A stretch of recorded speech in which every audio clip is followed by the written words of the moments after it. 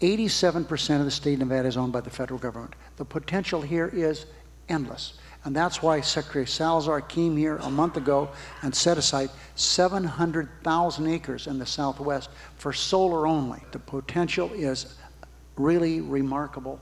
What we need are a couple things. We need this legislation passed.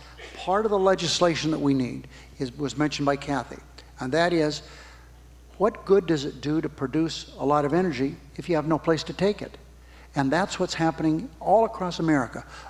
Out on our oceans, that you can produce so much energy with windmills and with waves, but the problem is there's no place to take it because it's so difficult to get a power line built.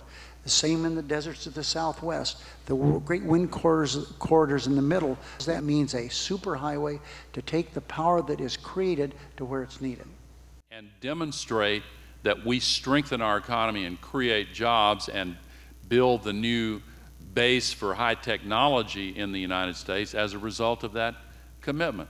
If we wait until everybody says, okay, you go first, and then nobody goes first, we're the only nation that can really lead the world. And we should. It's time.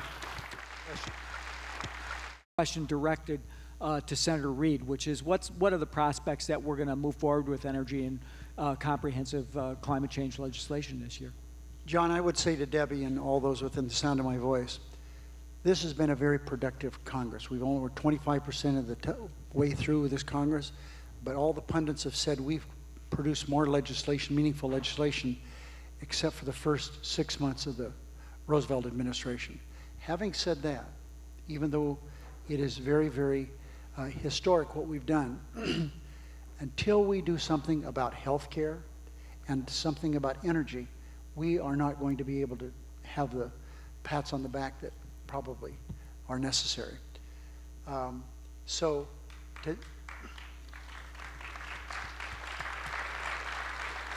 There are some things that we've done regarding focusing on global warming. We've raised CAFE standards, but they're so minimal, and they're done in a scattershot way. We must do energy legislation as a package. We have to have a renewable portfolio standard. We have to do something that deals with appliances. We have to do something that deals with efficiency. We have to do something so that we, as Boone Pickens has lectured us many times, do something with our own energy, especially natural gas. We have to do something about producing batteries that's meaningful. And even though we don't have a lot to show for it at this time, we do have this massive bill that we passed. The third bill we passed this Congress, and that is the Economic Recovery Package, which has tens of billions of dollars only directed toward global warming and energy. The government getting involved in a lot of important financing activities right now because of what happened in Wall Street last year. The Green Bank is going to be an important thing. The loans that the Department of Energy is working on now, the Treasury Department is providing grants in lieu of tax credits. That's going to be a huge boon to the renewable energy infrastructure development in the next couple of years. But at the end of the day, it's going to be policy that creates the safe haven for capital. If we have strong policies, if we have a strong cap on carbon, if we have a strong renewable portfolio standard, once we come out of the recovery, the money will follow, and I think Boone would agree with me. I agree, 100%. The capital has to be safe. It will be safe with policy. We've never had that in this country before, and we need it now. We have all the tools that we need to solve 3 or 4 climate crises. We've only got to solve one. But we can do it, and of course, we must do it. And President Obama made a down payment on his promise to do just that in the Recovery Act back in February with historic national investments in energy efficiency, alternative energy, a new advanced smart grid, public transportation, high-speed rails, and all of the rest. So we are on the move.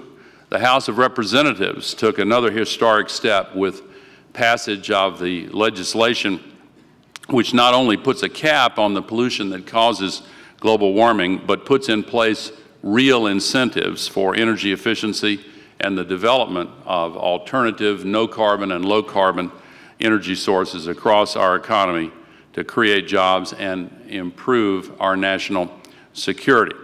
And now the Senate is prepared to take up climate and energy legislation this fall in advance of the global treaty talks in Copenhagen in the first 12 days of December.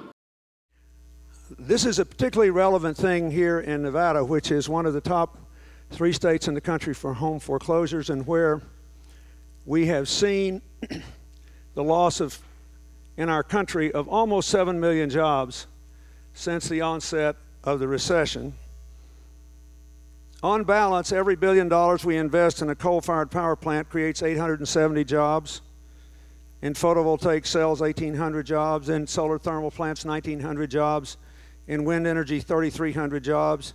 Every $1 billion spent on building retrofits is 6,000 jobs. I was very grateful for the $18 billion in stimulus money that went to these projects, thanks in no small measure to Senator Reid's leadership. Really, the now for me is to make sure that we can change that preconceived notion that green jobs are not for everyone, or that people don't even know that they exist. We still have a lot of education to do out in the communities that I've traveled, and I've been to at least 29 different large cities and 3 other countries, a very small number. However, there is a consensus. People are looking to us for leadership.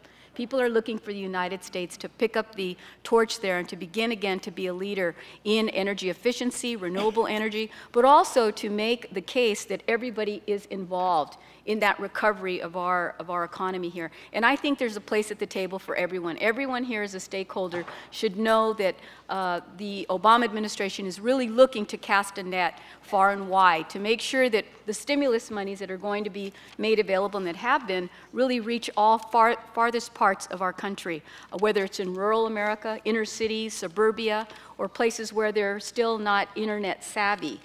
We still have a lot of gaps in our country, and we need to fill those gaps. And one of the priorities is by getting out $500 million right away so that we can train people, we can get institutions like this university, community colleges, apprenticeship programs, vocational schools, even adult schools involved in this robust effort to bring people involved into the new renewable energy 21st century revolution.